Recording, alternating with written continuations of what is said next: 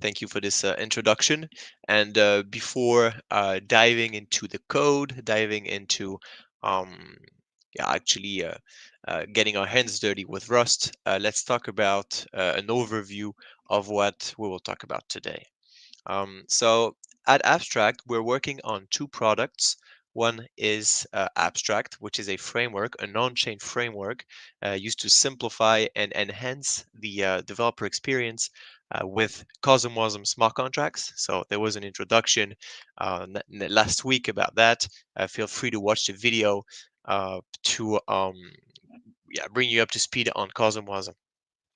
So that's the first product. And the second product that we have at Abstract is an open source free tool, free tooling suite actually, that helps you interact with CosmWasm smart contracts off chain.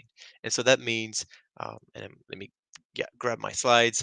That means being able to script, to test, to query, to maintain, to deploy everything around smart contracts is possible with this framework, with this tooling.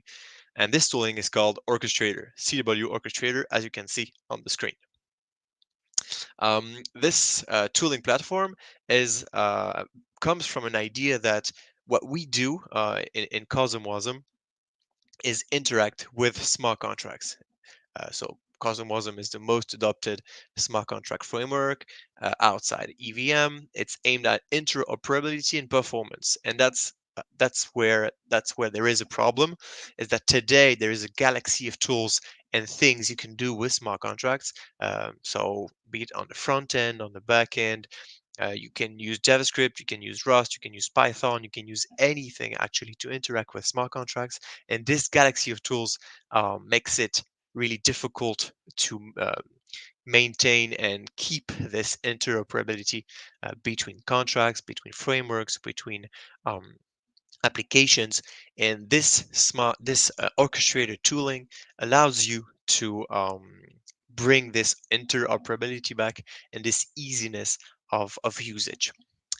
So if I get a bit long here, let me introduce the tool itself. So as I said, it is an open source tool that you can find on GitHub, on crates.io. It's written in Rust. So if you're a CosmWasm developer today, you don't have much choice but using Rust, which is a wonderful language. So that's really good for you. And Orchestrator stays in Rust. So you don't have to change to switch languages in your head, speak Chinese, speak French, speak English and Rust and Python and whatever, just talk Rust. That's it. And this tool allows you to interact with CosmWasm all around your contracts. So the first thing you will want to do is test your contracts. And this you can do in Orchestrator in a much simpler manner than what you can do with other tools out there, be it direct testing or multi-test built on top of it. So yeah, basically the first step, testing, is already simplified with Orchestrator. And then during the journey of your contract, be it for deploying it, putting it actually on chain, scripting, modifying things on chain, maintaining it in the long run. That's what we do at Abstract as well. It's possible and really easy with Orchestrator. Um, so yeah, that's what the tool is about. Now let's get a bit more into the details, into some maybe showing some code on the screen. And that starts with this presentation outline. So a bit of motivation, then talk about the actual dev experience at Orchestrator, and finally some extensions that you might expect from the tool. Don't worry, it's a presentation for now, and then we'll get to the workshop as soon as this is finished and touch some code. So I've been talking about CosmWasm interactions. Let's put some names. What do we do around smart contracts? The first thing we think about is interacting with blockchains, and that's nodes. We need to upload the contract. We need to instantiate it. We need to query, execute it on the scripting side. And so, yeah, nodes or some things we touch with smart contracts. Then we need testing, as we said, and we want to be able to test that in a simple environment, then an enhanced environment, but with less friction than an actual node. And those are the two tools that Orchestrator uses and that we will talk about today. That means multi-test, which is something developed by CosmWasm themselves, and test tube, which is developed by Osmosis. And those two frameworks allow you to test, but with um, different syntax every time. It's always different to interact with those two things. Then you will maybe in the future, if you have some nice application that interacts with actual on-chain contracts that already exist, and you might want to test your application against this actual on-chain state. And this is clone testing. This is something that exists in the EVM world, and that is for now really restricted in the CosmWasm Cosmos world. And so we give it to you. We give it to you in Orchestrator, and this is a wonderful step. Bringing the tooling as close as perfect as possible. And finally, we have a CLI to be able to interact with any chain, any CosmWasm chain, without having to install every binary, every Migaloo D, Terra D, Archway D. It's something that even if you're coding today for Archway, tomorrow you will be able to also bring your app to other blockchains in an instant. It's not There's no friction as to the chain you want to push your app on. Orchestrator handles everything. So yeah, let's see a bit of code. So before Orchestrator, how to interact with a chain. Um, Tools like CosmRS exist, and you have to deal with everything yourself. Signing, creating a message, wrapping any types, signing, doc, transaction raw, whatever you see on screen, this is a mess. And you don't want to mess with that in a day-to-day basis. So basically what you would do is create your own library to handle that. But we have one already. So use Orchestrator because it's maintained, because it's open source, because everyone can pitch in and modify it and to make it better, make it better for everyone. So this is some code you would see if not using Orchestrator. Then inside multi-test, you have codes like this, where you have a lot of things that are not necessary, a lot of imports, a lot of you see a lot of dashes here, a lot of brackets, unneeded things that disappear with Orchestrator. And this is something else. This is different syntax than what we had before, and this is something you have to handle also as a developer. So that's just what I just said. There is a lot of code duplication, a lot of things you have to re-implement every time you change your environment, and Orchestrator removes this friction, and we'll see that in the next section. But just before, those clone testing I talked about before, about being able to test your local code with on-chain state, this doesn't exist anywhere else. So this is what Orchestrator brings as well as the CLI.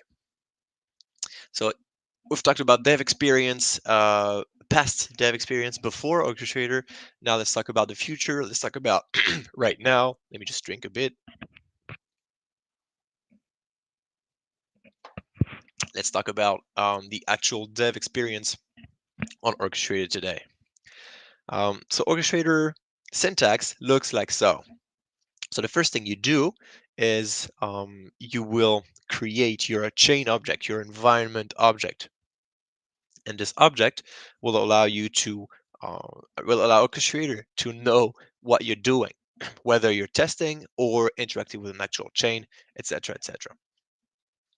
Then the second step is defining what you want to do. Is I want to deal with a CW20 smart contract. So that's what I do in the second line. I'm saying I'm interacting with this smart contracts on this chain. So really simple. And then you can just do things with your smart contract. You upload it, you instantiate it, and then you mint some tokens. Mint is just a function on the CW20 smart contract, which is really simple to call. As you can see, this beautiful syntax that is automatically derived from your smart contracts endpoints. And so you see with this, I'd say 5 lines, then you already have tokens. And it's as simple as that. If you're a new user, you could just you could just take a new crate, import the CW20 interface, write those 5 lines, and there you go. You have your CW20 contract, your new shitcoin, your new whatever coin project you have, and you have it, and it's minted to anyone you want. So it's really as simple as that. If you want to do more advanced things, then you would want to do queries. And so if you query some things, you want to be able to have the right response type. And this is a bit a mess. This is a mess when doing that with TypeScript, with Python, even with Rust. It's a mess because you have to indicate and know the types in advance. You have to copy your types, etc. With Orchestrator, it's as simple as this called here. You don't have to specify the types.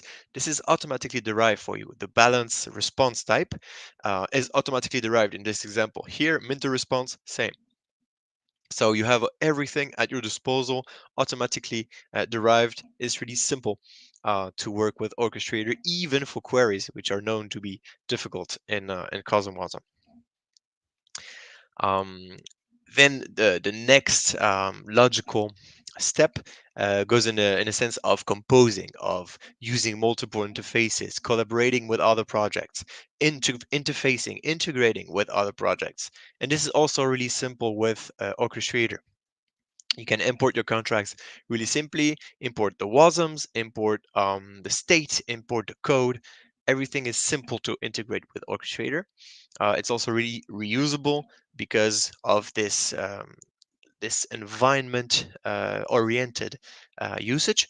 So you define your environment and then you do your interactions, which don't depend on the environment you're using. And so that's really reusable. And then for exporting also your interfaces, your contracts and dependencies, it's really, really easy.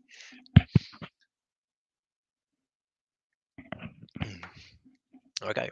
And let's dive in before going to the code to this last part, which is extensions. So Orchestrator, as I shown you here, is fully open source and has been tested over and over by many projects and applications. And really recently, in the last year or so, we developed Orchestrator extensions. That means things that are really necessary for any smart contract developer, especially in our IBC world, but that really brings something new to the user and something exciting. And I love to say that because this IBC tooling, for instance, is really exciting. It allows you to test script um, with IBC just like if it wasn't a single chain. So for instance, this local IBC testing, this is something that allows you to, without leaving your Rust script, without leaving your Rust compiler, you will be able to test your IBC stuff. Um, so without running any new node, any nothing, it's just run IBC inside Rust, inside your code. So this is really powerful, allows you to do IBC testing, IBC developing really simply without friction. Um, I've talked about the command line interface, which is really exciting as well, coming out, I think, in the next month. This is so chain agnostic, as I said, with interactive modes, so simple CLI interactive modes, really much more simple than what Cosmos and Cosmos SDK provides. And so it allows for easy, fast execution and query on any major Cosmos chain that you have encountered. So this is also really powerful and exciting.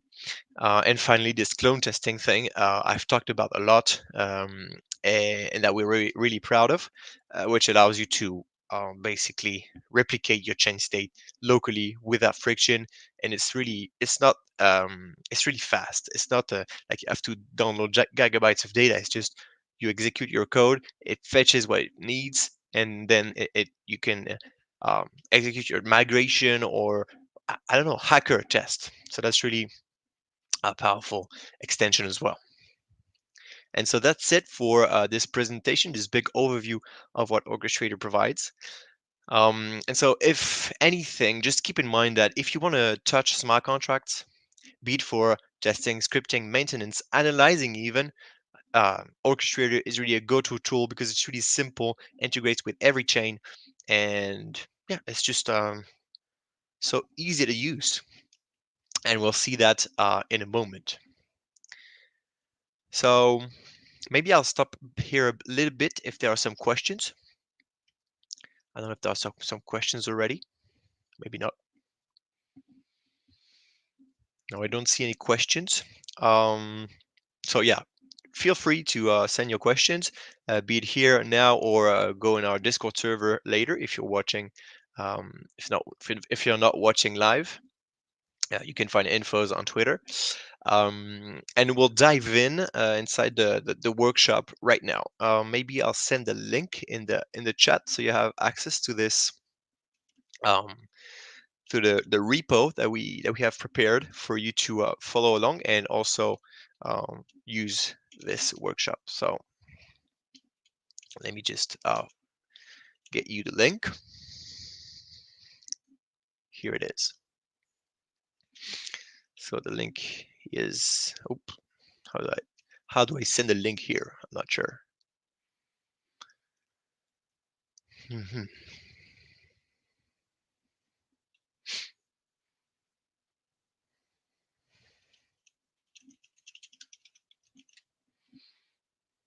Okay. So I don't know if you can send a link in the chat, if that's possible. Otherwise, it's written here, so it's also simple to go there. But yeah, I'll send it in the chat. So it's in the chat now. Um, so let's go. And so the first step is simply to clone this repo locally to be able to use it. Um, so I'm letting you do that. In the meanwhile, I'm gonna share my screen on the code this time.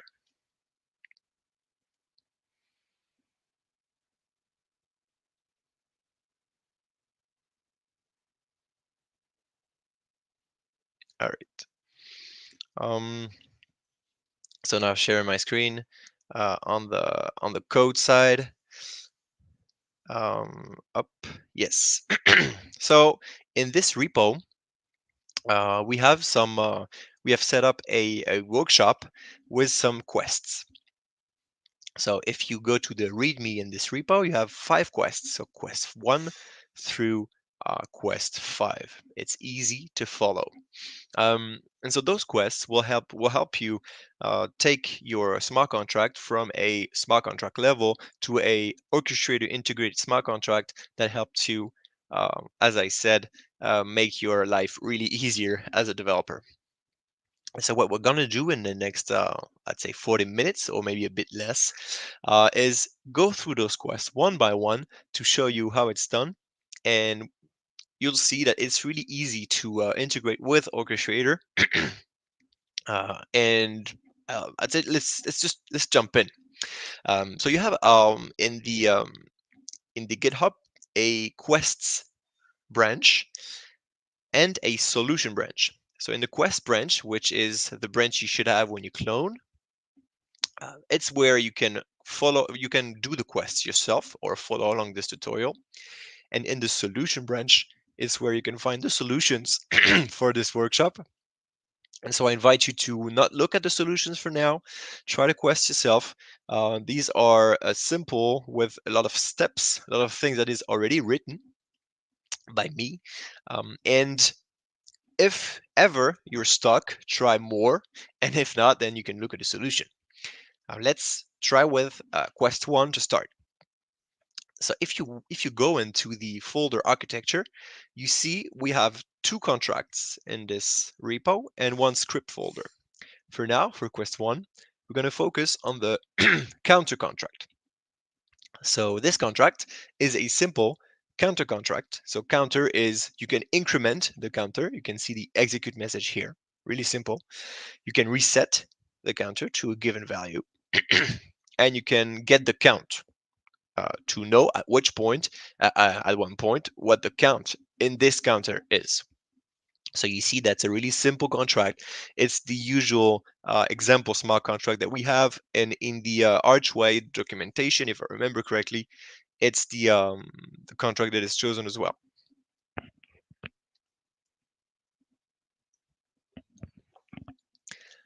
So this smart contract is already coded. We're not going into smart contracts today.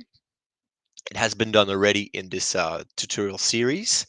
And so it's all implemented here. Really simple stuff. We're doing plus equals 1. So that's really easy developer level. And with this smart contract, we're gonna enhance it with Orchestrator. So I'm going to look for quest 1 because that's what I'm trying to achieve to solve quest number 1. Quest number 1 is here, 1.1. It's about the definition of an orchestrator interface. So you see in this file, this folder architecture, we have all the files related to the smart contracts, and we have this new file which we named interface. And in this file, you will define the orchestrator interface, the object that is used to interact with the smart contracts on any environment. So in order to do that, you can check out the documentation. We have a link here. And you can also follow along. So if you go to this documentation, you will see that in order to define an orchestrator interface, what you need to do is just call interface on it. It's a macro. Here you see the import. And this interface will allow you to define the messages used by your smart contract. So what you can do is the instantiate message is used by your smart contract. Then you have an execute message, a query message, and finally a migrate message. So that's simple. This is your simple contract. This contract has 4 messages defined on it, and here they are. So we're going to save here. And so that's it for Quest 101. Really simple. Just define this structure and this interface macro on it. You see you have some documentation to help you as well, documentation in code. And so yeah, this allows you to create your counter contract that you're going to use later. Then the second step you have to do is Quest 1.2. This quest is about linking your counter contract structure to the actual smart contract. And you can do that in 2 ways. The first way is with the WASM. So you see that if you want to be able to put your smart contract on chain or whatever, then you have to have the WASM available. And this WASM, you can choose where it comes from. So either you just input the path, the absolute path, the relative path, you do whatever. Here we use this simple macro to find your artifacts WASM, so your WASM inside the artifacts folder, this folder here that you should know because it's where all the so the Rust optimizer puts the WASM of your smart contracts once they are optimized and compiled.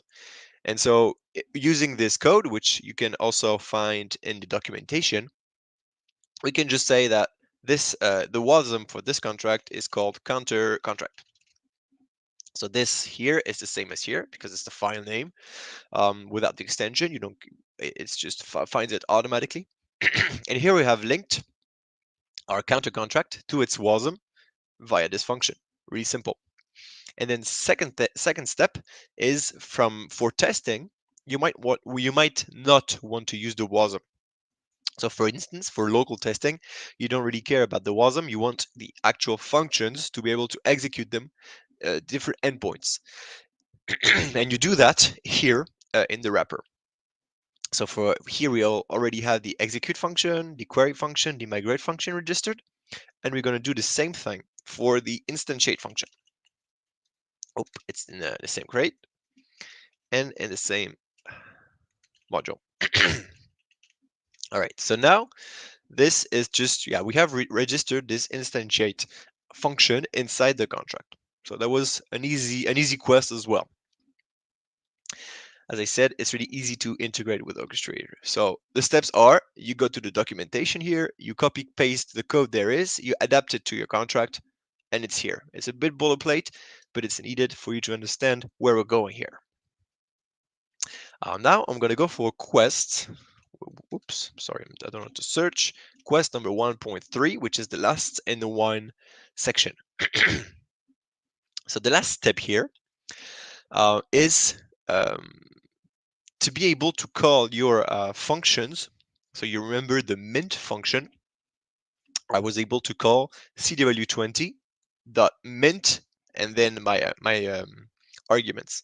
And so this is the last step that allows you to do that. So we are here in the message file. And in this file, you have defined your execute message, your query message, your instantiate message. And in order to be able to call those methods simply, what we need to do is do this, use this here, this macro, this derive macro, sorry, this one, to link those messages to actual functions that we will be able to call later. So here we have done that for query messages, ici, cw-orchestrator, query functions, and we're going to do the same thing. So here, quest 1.3, so orchestrator, and this time these are execute functions here, increment and reset the counter. And after I save, I'm able to go in my examples folder and to interact with my contract. So you see there is still an error, and let me go back to the interface to explain you why. Here in this interface, we have defined so the instantiate, execute, query, and migrate messages.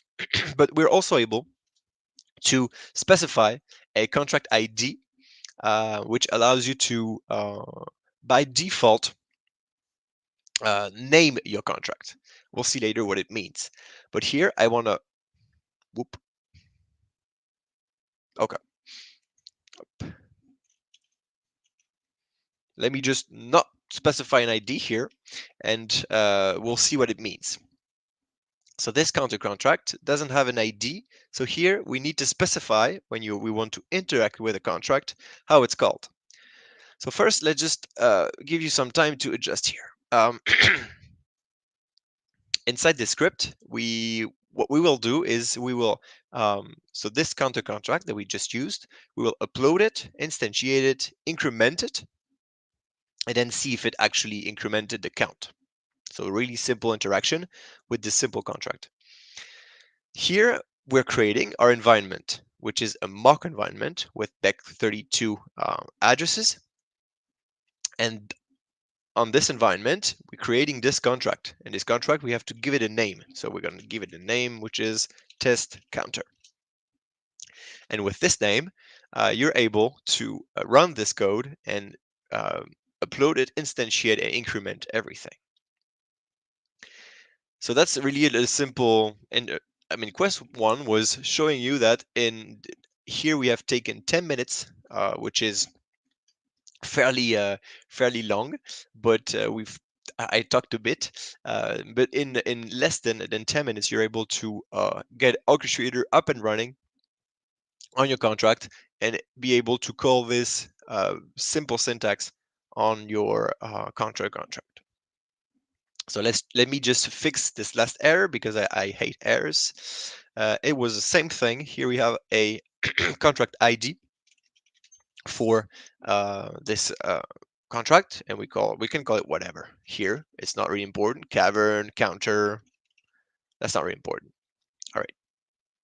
So here it is. Orchestrator is able, and if I run the test, so it's here an example named upload, for instance. Oop, my bad. So it's gonna compile a bit and then run this example without errors. So this example is simple. It just fetches, uploads it on our mock environment and fetches the WASM. I mean, you never do that, but here it's a simple test to make sure everything works. So compilation is a bit long in the first iteration, but then with Rust, it allows you to not recompile everything, and compilation is faster. So while it compiles, let me stop here, see if there are some questions, and if there are not, then I will continue.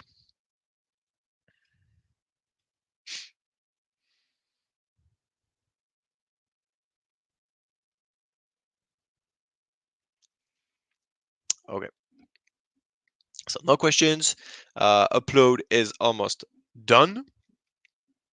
You see one step left. Yes, so we've run this example. Everything works perfectly, no problem. Same thing for interact. It will be the same thing. So now that quest 1 is done, you see, no problem. let's go to quest 2. We'll learn a bit more about how to interact with multiple environments with an orchestrator. So quest 2.1, this time we'll go inside this Minter contract. So let me give you a little background on this Minter contract, and this background you can find in the README if you want to read that by yourself. So this Minter contract is actually a contract that I created for this workshop. Let's see the messages that allows you to mint new NFTs. So let's say you want to mint NFTs and you want to make your users pay for it, because I mean that's what we do. We want users to pay for our NFTs. And you have two ways usually to pay for things in the CosmWasm world. You have the normal way, which is payable, being able to pay via native tokens. For instance, Osmosis, Osmo on Osmo, or yeah, Arch on Archway. So this is what this mint function will do. And then there is this other possibility to send a CW20 token to the contract and then mint an NFT. And so these two possibilities are coded inside this contract. And so basically this contract is an authority that you can pay to let you mint an NFT. As simple as that. There are some other functions here that allows you to query, to know where we are at, what things are defined inside the contract. But basically it's just a minter, token gated minter contract. So on this contract, I already have this interface, which is the same as before.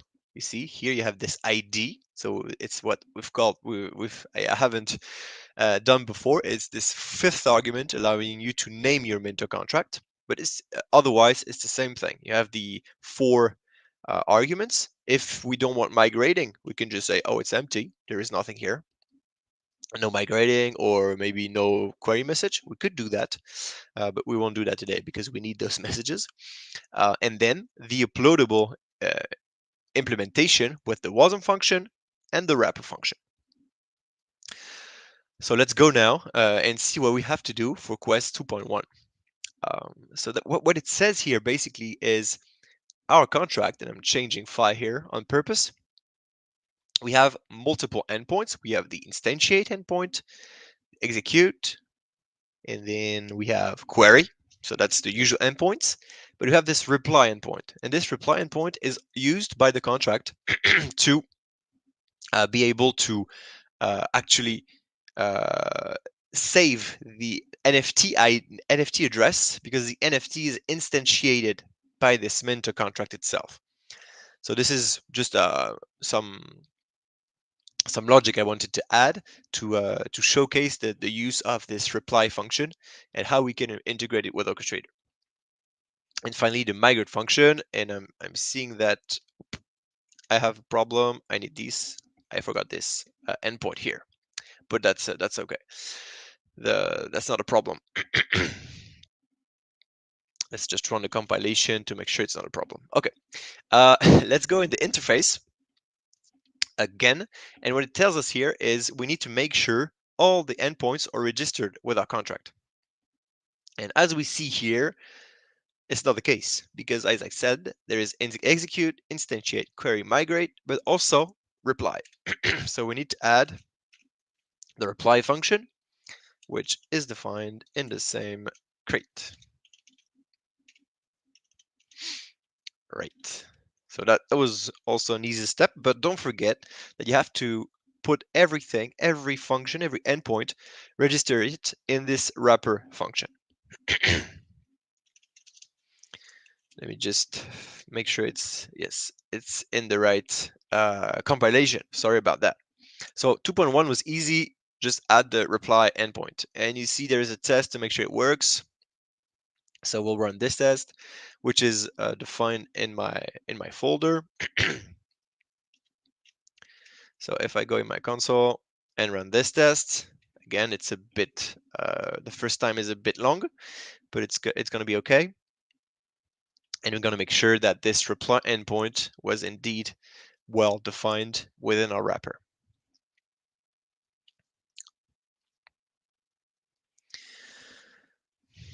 And inside this wrapper, you can also add other endpoints. So for example, IBC endpoints, pseudo endpoints, these are also possible inside this contract wrapper. So you see this test passed.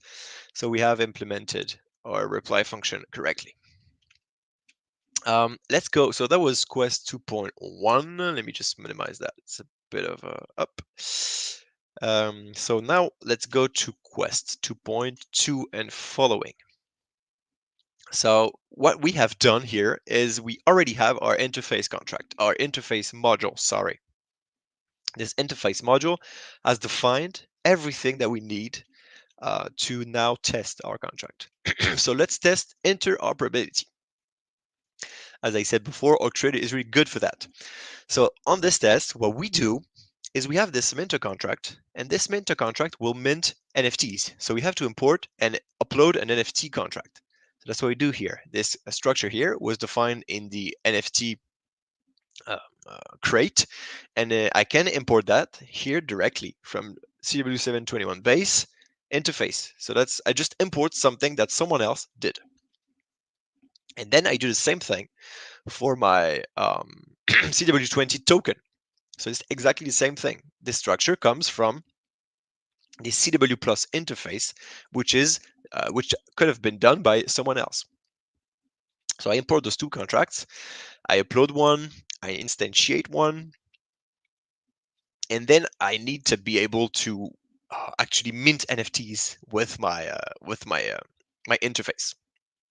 So the first step we have, Quest 2.2, we need to mint some CW20 tokens that we just instantiated to our to the caller of this function. So what we can do is just simply CW20 and we mint some tokens. Let's say we want to mint, I don't know, a lot of tokens.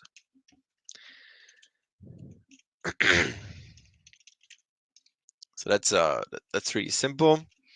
And now we have to specify, as you've seen, the recipient of those tokens. And we want the calling address to receive those tokens. And this calling address is the sender of this environment. So you remember, this is the mock environment. And inside this environment, we can access the sender here. Oop. All right. You could have done this as well. You int, as you do maybe in your contracts. That works as well. All right. So we can mint some tokens simply like calling a function on an interface. So no need to import execute messages or things. It's just this thing here is created automatically from this mint variant on this execute message.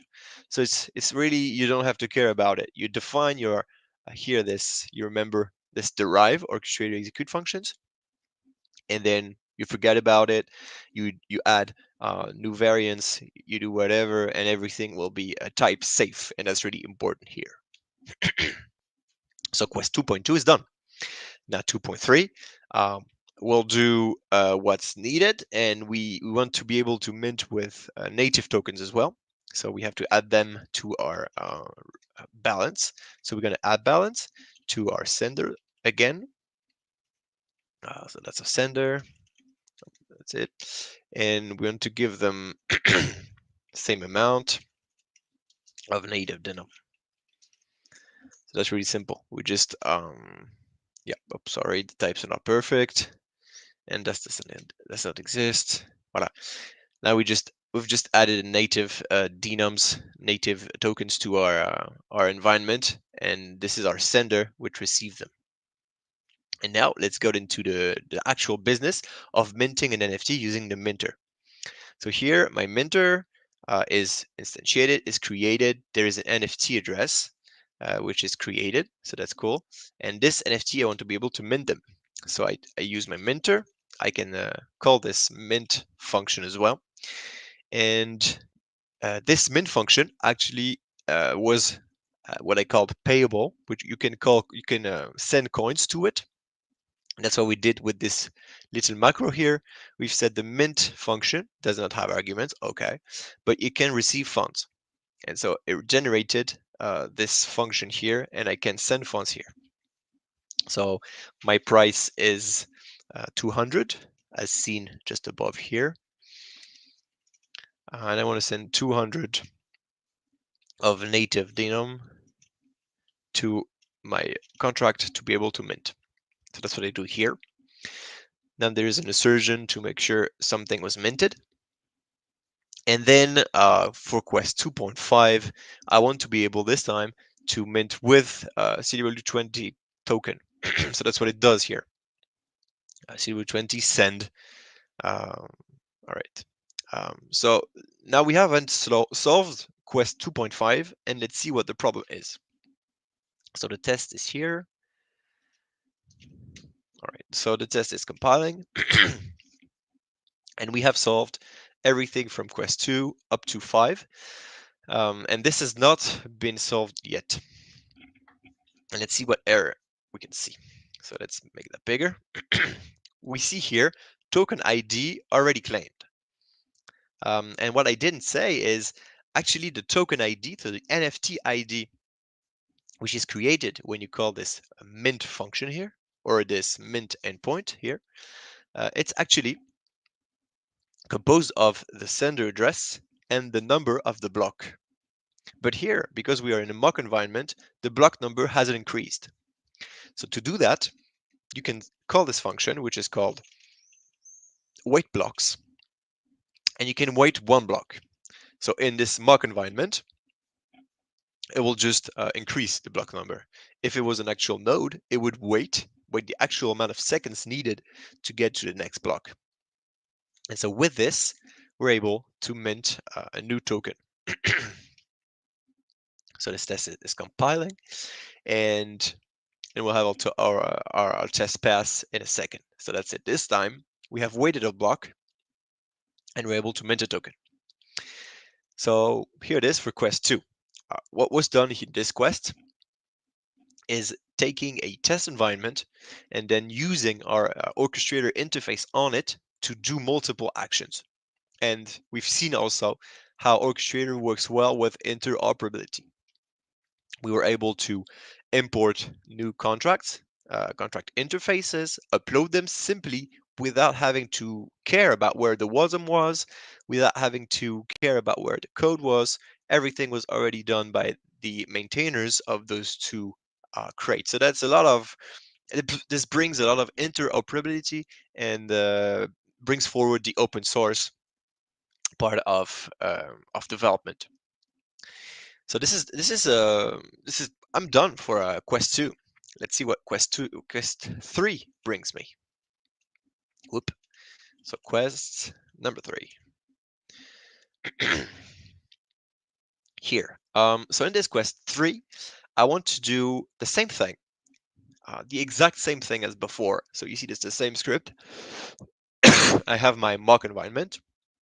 I upload my NFT, my token, I mint my cw-20, I mint my NFT, I wait my blocks, and then I verify I have all my NFTs inside my wallet.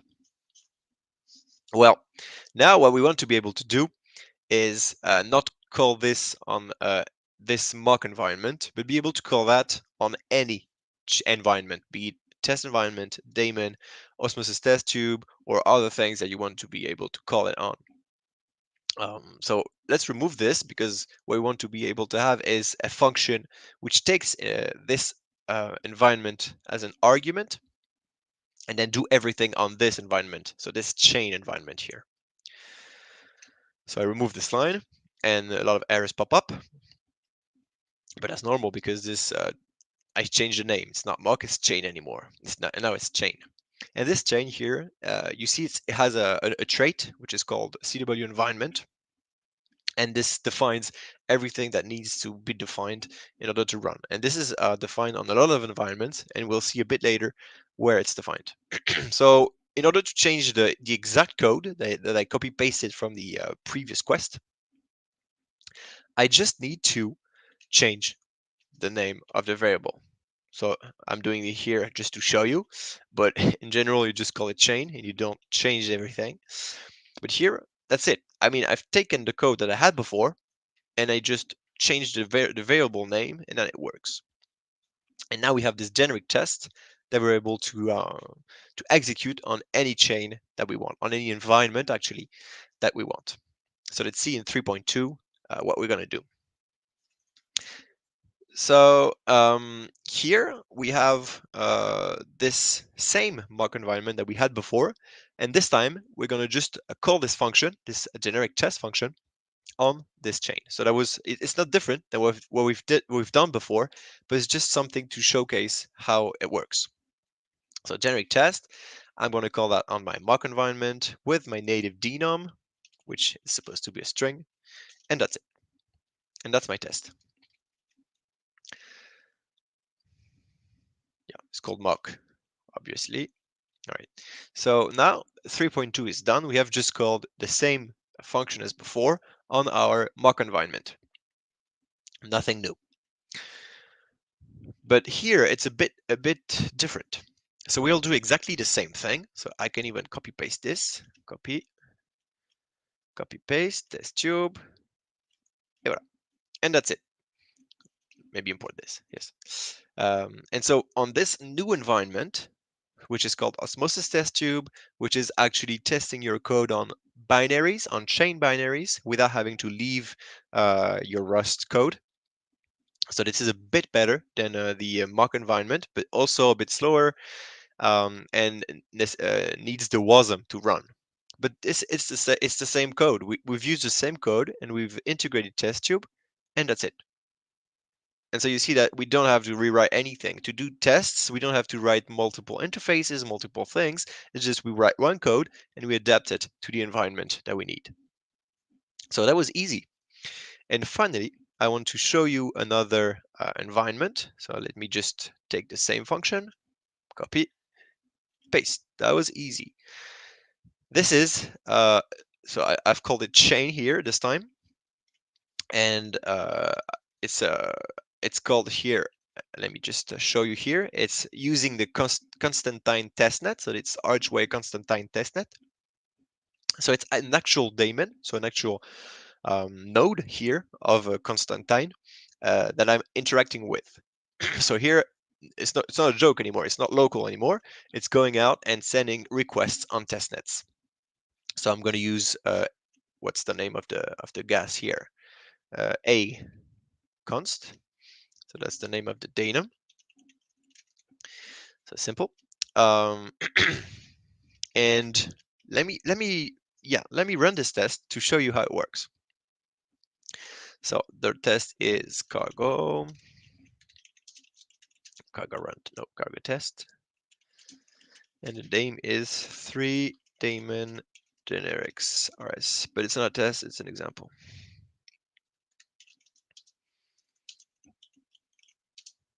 And 3 not rs. All right, get generic. So this what I did here is just execute this generic test function that we've created just before on an actual testnet. And we'll see what happens when we do that. So when we do that and we set up things right, we'll see later, there are some logs that pop up. So you see what are we doing here? With interacting with Constantine 3 using my Archway address, and we're doing multiple things. First, we're uploading an NFT. Yes, we were uploading my CW721 NFT. So that's simple. So now uploading is done. After that, we have uploaded. Oh, there's an error here. You see, it was uploaded 2 times. So maybe let's see in the test. Oop. Hmm.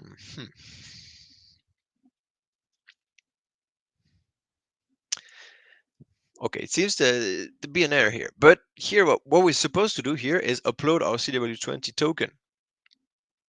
And then have this new code ID as well. But it seems like it failed somehow. Oh, yes, obviously we have our CW20 here, but we haven't uploaded it. So let's add that line. We have forgotten this. Up. So now let's try it again. And so as I said, this is interacting with actual actual on-chain state. So if you see in the environment file, I have my mnemonic here. Don't copy paste it, please. But it's not really something I've created just for this example. But this is a mnemonic that allows you to actually interact with a testnet node. Let me go back to my test here. So I have all the logs that show here. So here again, NFT upload, and then we see the transaction hash, cw-20 upload, transaction hash again. We instantiating the contract, and you see it's taking a bit longer because we're talking to an actual testnet. So we have to wait for blocks, and on constant time they're like, I guess 6 seconds apart. So it's a bit slower, but you can see everything executing in an instant. Here we have executed something. So mint, we see mint here. We see another mint here. You see you see it's on the token. We're creating our counter contract. Cool. And yeah, it's called counter. It's supposed to be our minter, but that's okay. And here it is. We have everything unfolding in front of our eyes. And as I said again, this is the exact same code that we have done before in our mock environment. So nothing has to be rewritten multiple times. All right, so everything executed successfully. We're done. Let's go for the next quest. And maybe we'll stop at quest number 4 here. So this is a bit more difficult. Because what we want to do here, so you've seen that we've created a function that is generic for every environment.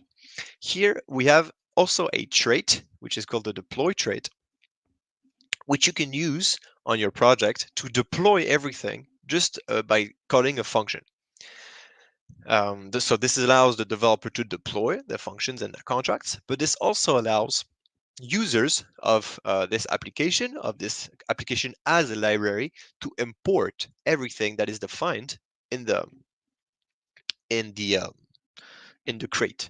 And so you can import wasms, you can import the state, so addresses, code IDs, you can import the code as well.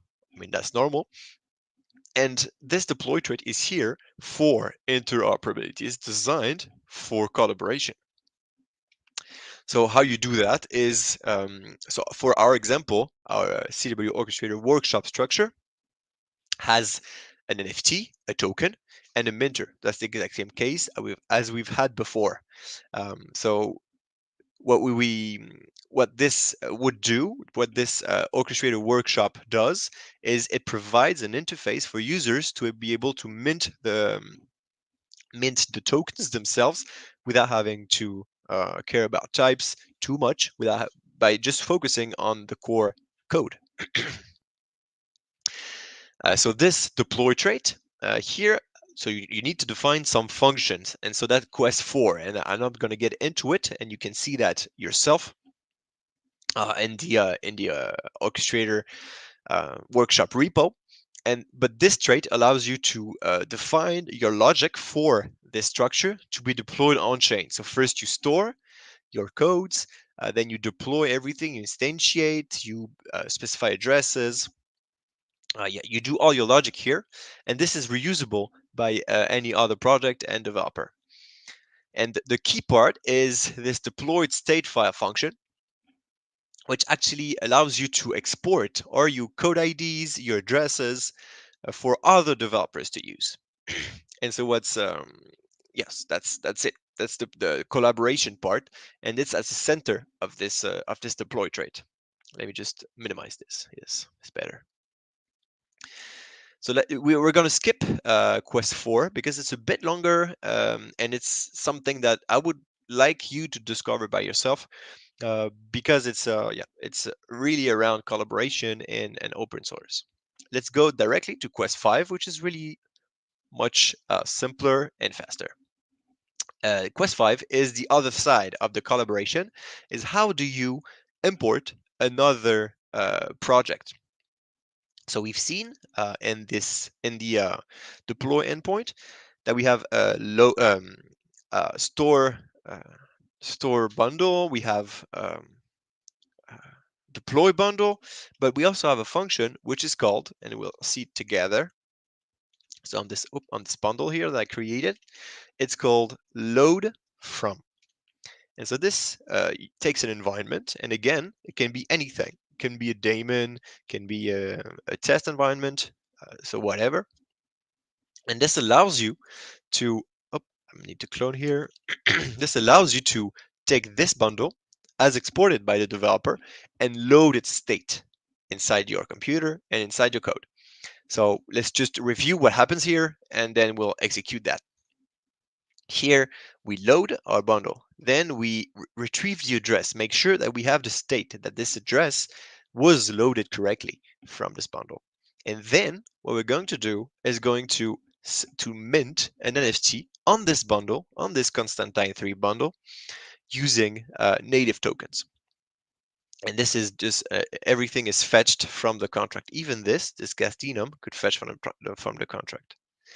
And so you see that this is pure collaboration. You load something from someone else and you do things with it on your own, be it on a testnet or on something else. So let's just run it, and then we'll be it's the last thing we'll do for this session. So the name is 5load.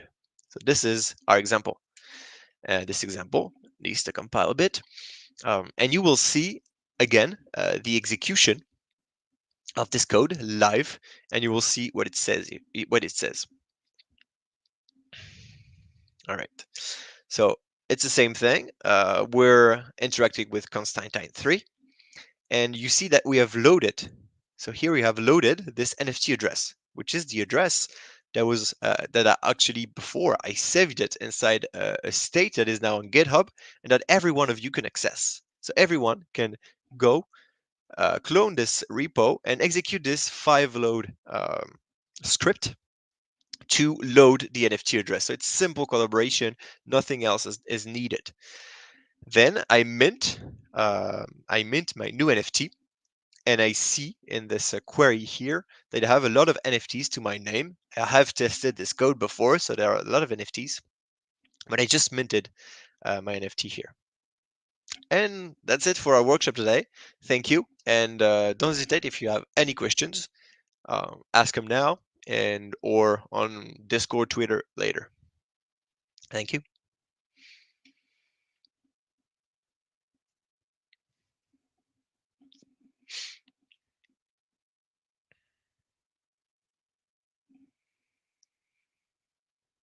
I don't really know where to look, but I think there is no question. Is there? Yeah, no questions for now. Yeah, all good for now. But yeah, we've dropped all the important links in the chat, so feel free to take it up from there. But provided you have any questions, when you're on your way to build or to use the resources available, and if you're stuck somewhere, feel free to follow the developer resources links on the hackathon page.